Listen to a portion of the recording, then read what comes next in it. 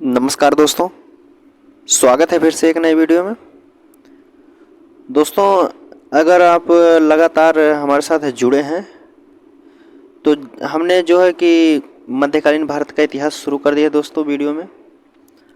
और इससे पहले का 2 वीडियो अपलोड कर दिए गए हैं दोस्तों, और जिसमें जो है पहला जो है विदेशी आक्रमण का थ्योरी बताए हैं हमने। फिर उसके बाद विदेशी आक्रमण का जो ऑनलाइनर क्वेश्चन जितना हो सकता था खान सर के पीडीएफ में उतना हमने बता दिया है दोस्तों। और आज का जो टॉपिक रहेगा दिल्ली सल्तनत रहेगा। ठीक, दिल्ली सल्तनत देखेंगे हम। तो आप जुड़े रहिए हमारे साथ। हिस्ट्री के सभी क्वेश्चन हम देखेंगे दोस्तों, मध्यकालीन भारत हो चाहे प्राचीन भारत हो या आधुनिक भारत हो। तो शुरुआत हमने जो है मध्य भारत से की है। तो चलिए आज के क्वेश्चन शुरू करते हैं दोस्तों। दिल्ली सल्तनत में दिल्ली सल्तनत की बात करें तो दोस्तों इसमें दिल्ली सल्तनत का जो काल होता है 1206 ईस्वी से 1526 ईस्वी में। 1206 ईस्वी से 1526 ईस्वी टोटल जो है 320 वर्ष दिल्ली पर शासन किया गया। तो और बात करते हैं 1206 ईस्वी से लेकर 1526 ईस्वी तक कुल 320 वर्षों तक दिल्ली पर मुस्लिम सुल्तानों का शासन रहा है। दिल्ली पर जो है 320 वर्ष तक मुस्लिम शासकों का शासन रहा है। तो ठीक, आगे बात करें तो भारत पर शासन करने वाले 5 वंश हैं। भारत जो दिल्ली पर शासन करने वाले हैं सुल्तानों में से 5 का शासनकाल है। जो 5 वंशों का शासनकाल है वो दिल्ली सल्तनत या सल्तनत ए हिंद या सल्तनत ए दिल्ली कहा जाता है दोस्तों। 5 कौन कौन वंश हैं जो कि पांचों ने शासन किया है, जिसे कहा जाता है दिल्ली सल्तनत या सल्तनत ए हिंद या सल्तनत ए दिल्ली। तो 5 वंश में कौन कौन है देखते हैं। जिसमें सबसे पहले है गुलाम वंश। ठीक, गुलाम वंश, खिलजी वंश, तुगलक वंश, सैयद वंश, लोधी वंश। ठीक, तो गुलाम वंश जो है, गुलाम वंश कब से कब शासन किया तो 1206 ईस्वी से 1290 ईस्वी तक। और खिलजी वंश की बात करें तो 1290 से 1320 ईस्वी तक। और 1320 ईस्वी से तुगलक वंश शासन किया 1414 ईस्वी तक। अब बात करें सैयद वंश की तो सैयद वंश जो है 1414 ईस्वी से लेकर 1451 ईस्वी तक शासन किया सैयद वंश। उसके बाद सबसे लास्ट जो वंश आता है लोधी वंश, यह 1451 से लेकर 1526 तक शासन किया है लोधी वंश दिल्ली पर। तो जो 5 शासक हैं दोस्तों, 5 वंश जो हैं, इनका ट्रिक से याद करने का ट्रिक कैसे याद कर सकते हैं।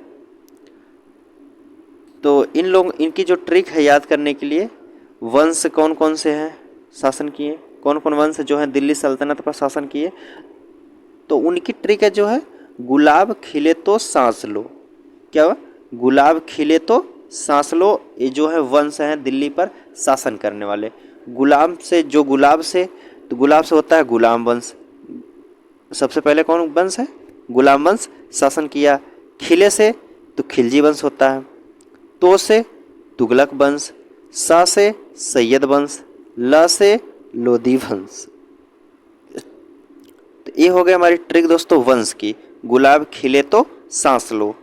कौन कौन से वंश है? गुलाब खिले तो सांस ले। गुलाम वंश, खिलजी वंश, तुगलक वंश, सैयद वंश, लोधी वंश। कौन कौन 5 वंश हैं? गुलाम वंश, खिलजी वंश, तुगलक वंश, सैयद वंश, लोधी वंश। तो ट्रिक जो है गुलाब खिले तो सांस लो। और इनके जो संस्थापक हैं, संस्थापक का जो ट्रिक है उसको हम देख लेते हैं। संस्थापक की ट्रिक क्या है? एकब जल गया खीबों से।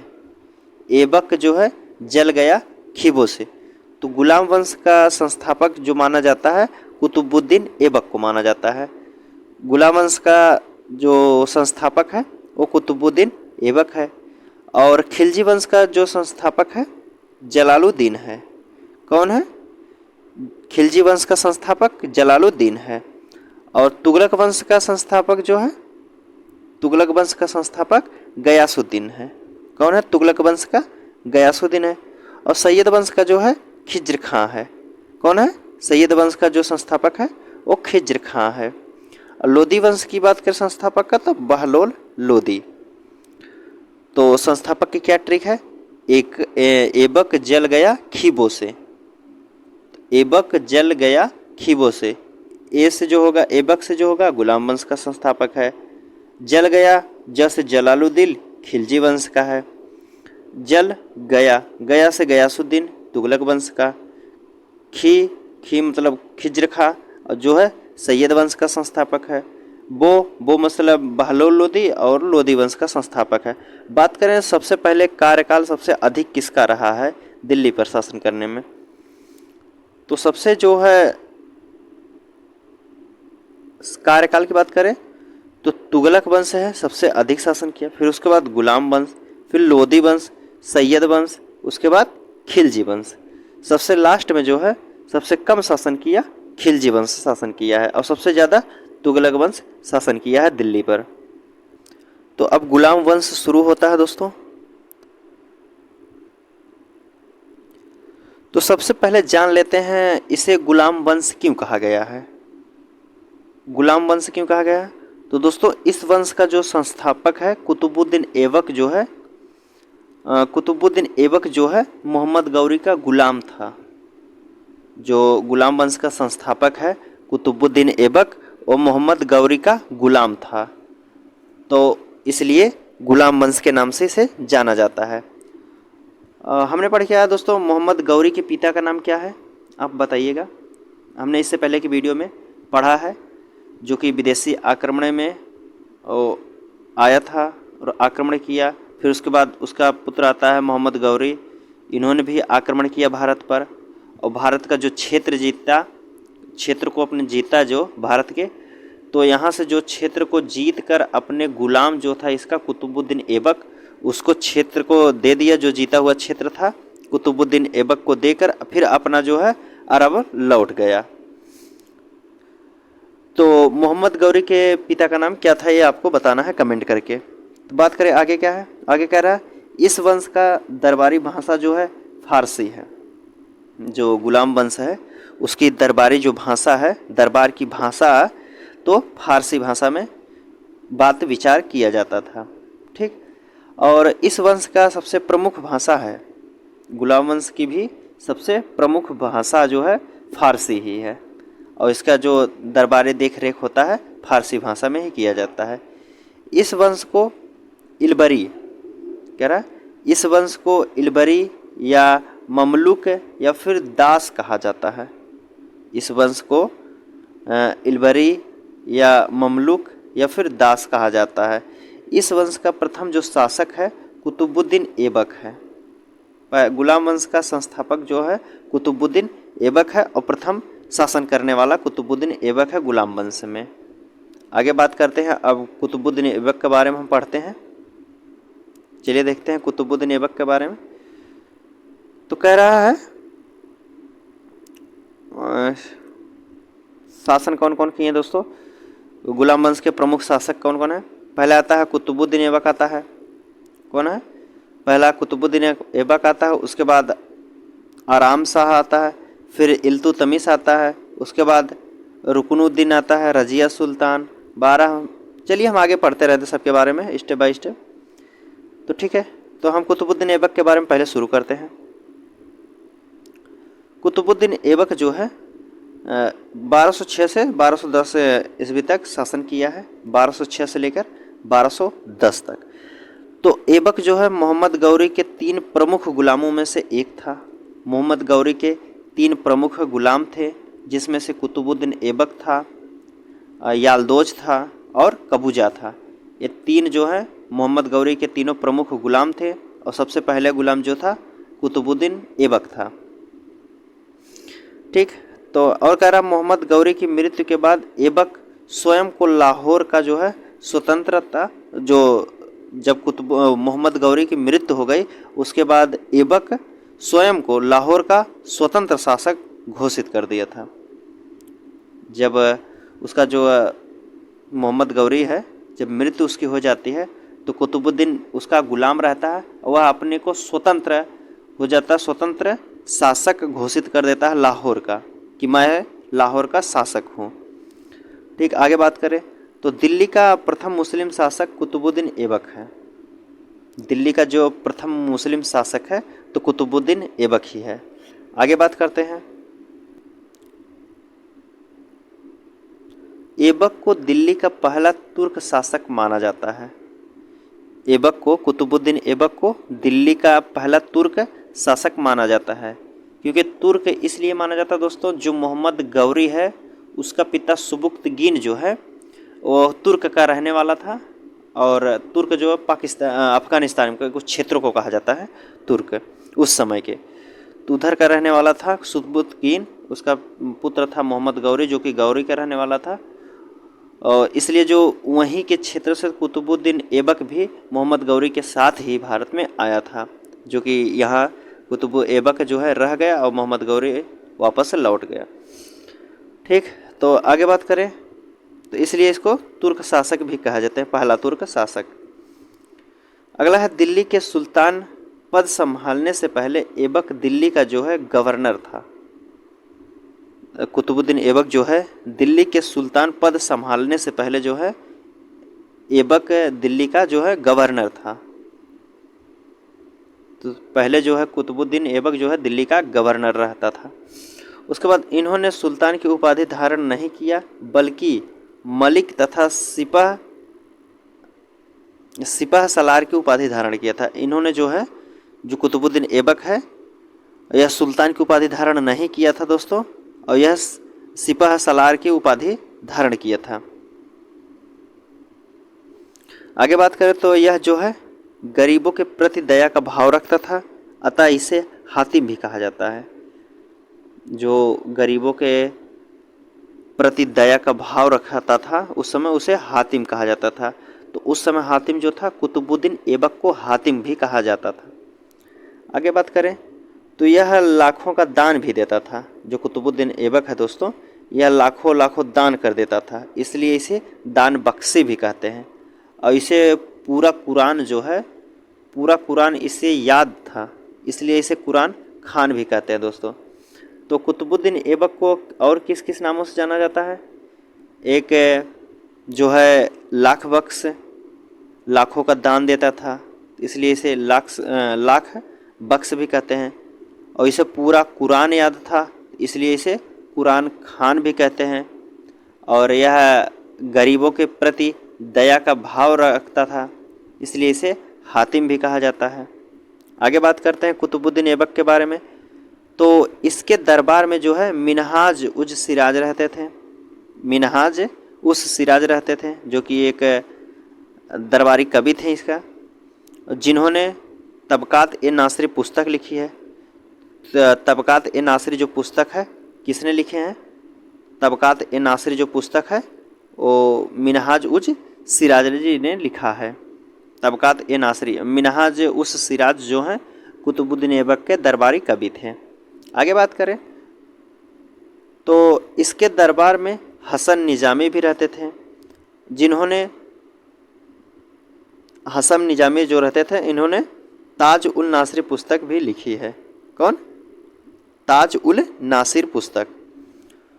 अगर बात करें तबकात ए नासरी, तो तबकात ए नासरी मिनहाज उस सिराज लिखे हैं। और ताज उल नासिर की बात करें, ताज उल नासिर को हसन निजामी ने लिखा है। आगे बात करें कुतुबुद्दीन ऐबक ने अजमेर विजय के, कुतुबुद्दीन ऐबक जो है अजमेर का जब विजय किया तो अजमेर विजय के बाद वहाँ पर 2.5 दिन का नामक एक जो है मस्जिद बनवाई। 2.5 दिन का झोपड़ा या 2.5 दिन की नामक मस्जिद बनवाई।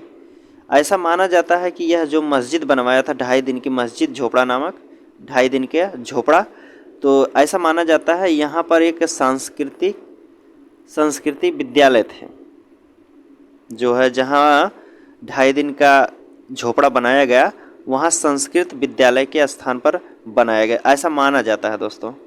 ठीक, और कहा जाता, फिर आगे देखते हैं।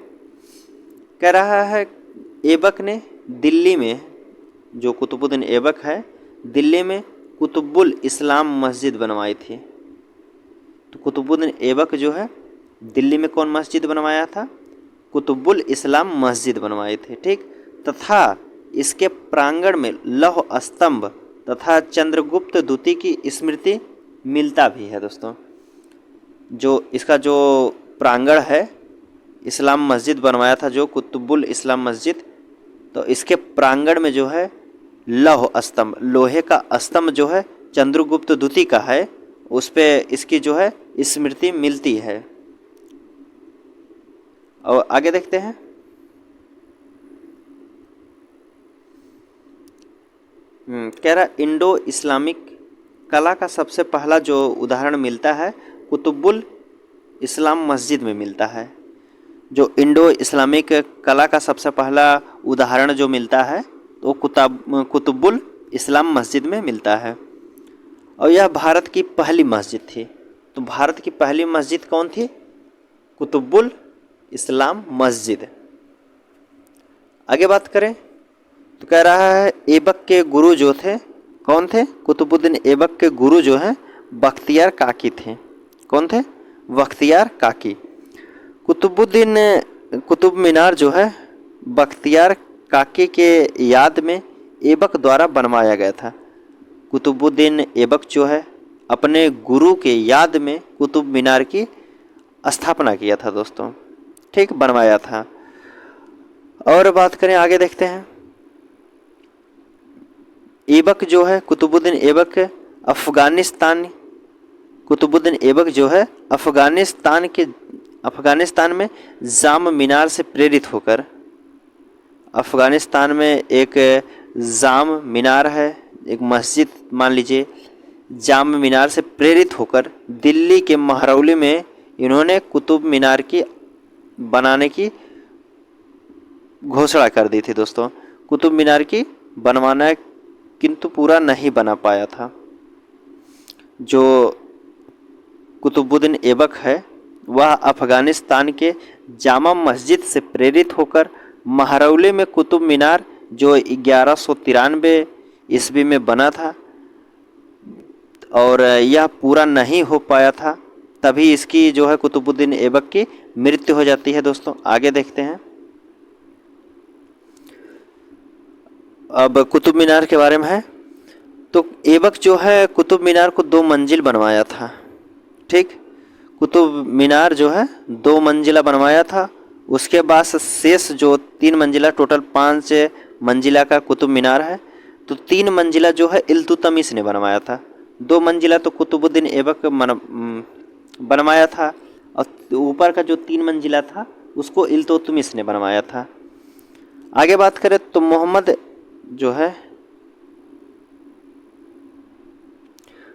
बिन तुगलक के समय में इस मीनार पर, कुतुब मीनार पर बिजली गिर गई थी। जो कुतुब मीनार था जो 2 शासक ने मिलकर बनवाया था, एक कुतुबुद्दीन ऐबक जो कि 2 मंजिला बनवाया था, उसके ऊपर 3 मंजिला बनवाने वाला इल्तुतमिश था, और मोहम्मद बिन तुगलक के समय इस पर बिजली गिर जाती है। ठीक, फिर उसके बाद जो है फिरोज शाह तुगलक इसका पुनर्निर्माण करवाता है।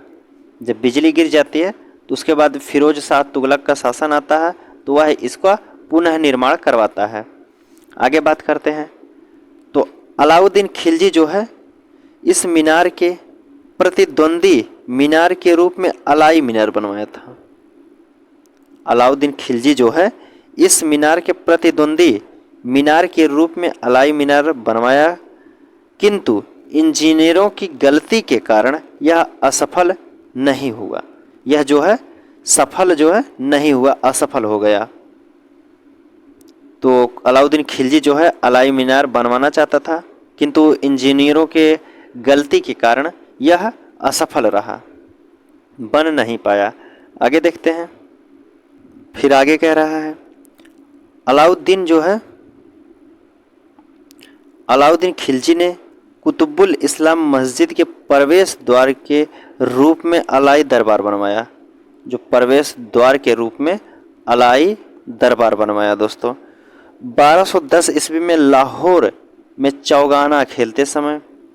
चौगाना मतलब पोलो खेलते समय घोड़े से गिरकर कुतुबुद्दीन ऐबक की मौत हो गई। जो कुतुबुद्दीन ऐबक है 1210 ईस्वी में लाहौर में चौगाना खेल रहा था। घोड़े पर बैठकर चौगाना खेला जाता है दोस्तों, और उसी घोड़े से गिरने के बाद इसकी मृत्यु हो जाती है दोस्तों। तो 1210 ईस्वी में कुतुबुद्दीन ऐबक की जो मृत्यु होती है किस कारण से होती है, तो यह चौगाना खेलते समय गिर गया था और घोड़ों के नीचे आ गया, इसलिए इसकी मृत्यु हो गई। आगे देखते हैं। कह रहा ऐबक जो है, ऐबक का सहायक सेनापति जो है बख्तियार खिलजी था। ऐबक, कुतुबुद्दीन ऐबक का जो सहायक सेनापति था कौन था, तो बख्तियार खिलजी था। ऐबक की मकबरा की बात करें तो कुतुबुद्दीन ऐबक का जो मकबरा है वो लाहौर में है। ठीक, और कुतुबुद्दीन ऐबक अपनी राजधानी को लाहौर बनवाया था दोस्तों। कुतुबुद्दीन ऐबक अपनी राजधानी को लाहौर को बनाया था।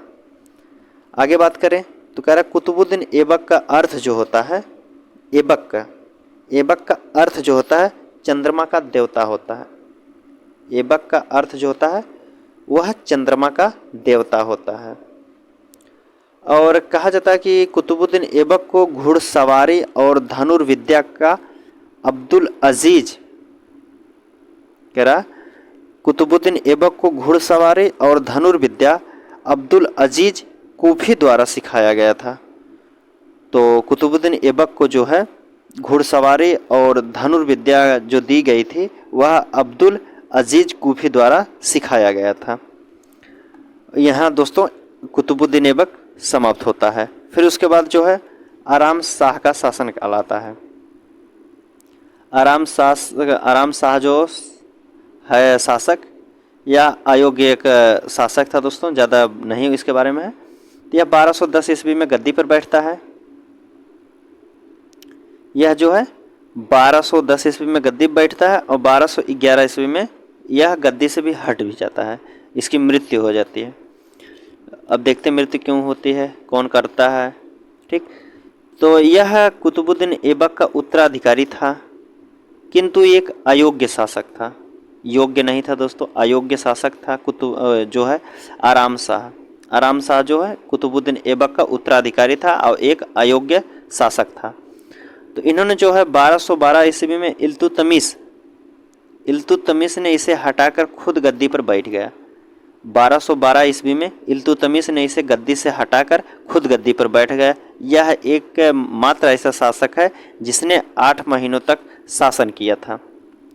यह एकमात्र ऐसा शासक है जो है 8 महीने तक शासन किया था। इसकी हत्या जो है इल्तुतमिश द्वारा कर दी गई थी। ठीक, इल्तुतमिश द्वारा इसकी हत्या कर दी गई थी। अब आगे जो आता है इल्तुतमिश आता है। तो आज का जो दोस्तों वीडियो यहीं समाप्त करते हैं, क्योंकि वीडियो ज़्यादा लंबा हो जाता है तो फिर वीडियो कम समझ में आने लगता है। और जो है इल्तुतमिश का जो वीडियो है अगले पार्ट में हम देखेंगे। तो उम्मीद करता हूं दोस्तों आप लगातार हमारे साथ जुड़े रहिए। आपको पूरा हिस्ट्री हम बता देंगे खान सर का, जो PDF से द्वारा दिया गया है। ठीक, चलिए आपसे मिलते हैं अगले वीडियो में। तब तक के लिए धन्यवाद दोस्तों।